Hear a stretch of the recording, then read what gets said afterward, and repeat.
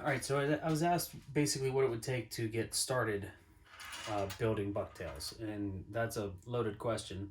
So I'll say, let's get started with building a skirt first. And there's not a ton of equipment you would need to begin building your skirts. Essentially, you would need a bobbin, which is this contraption here.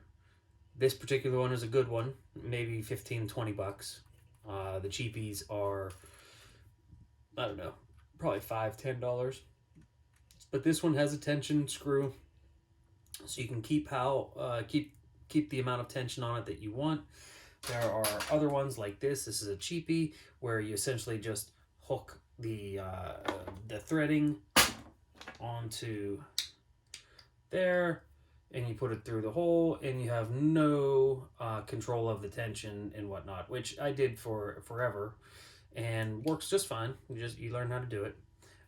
I use Danville thread, at least I try to, and you see that this is only 40 yards. That's because it's a really thick diameter nylon thread, and that will essentially get wrapped up in all of the epoxy, as I'll discuss later. So you have your thread and you have your bobbin. All right. What are you tying that onto? Well, you're going to tie that onto. And before I get started, let me give you a little shot of what I have here.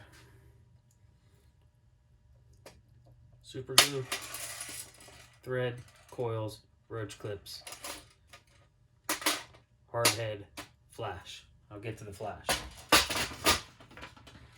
So, as I said in my previous video, I use a 3/4 ounce weighted coil, and what I do is I take a small piece of shrink wrap and I torch that on there to create the base upon which to apply the tie, so that you don't have it sliding around on there up and down. So once you have that, you gotta have a coil. I mean, you gotta have a vise. The vise here, this one is incredibly cheap. This is the cheapest one you could buy at Lure Parts online. I don't know, maybe 50 bucks. And it's not a good one. It's not one that is made for bucktails. It's made for regular small trout flies. So your bucktail doesn't technically fit in there. So in order to kind of rig it up, what I did is I take a piece of 0.062 wire that already has the loop tied on it. It's cut off at maybe 1.5 inches, and I then clamp that into my vise. Now you see there's that little tag end there. Little tag end right there. And certainly not designed for that, but what I use it for is when I slide the coil on, that tag end on the coil links up with that one on the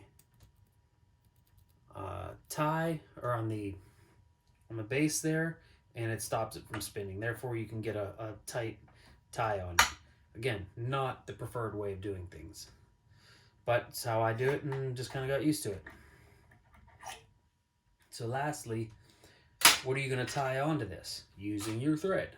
You're going to tie either feathers, as I've done before, okay, or flash.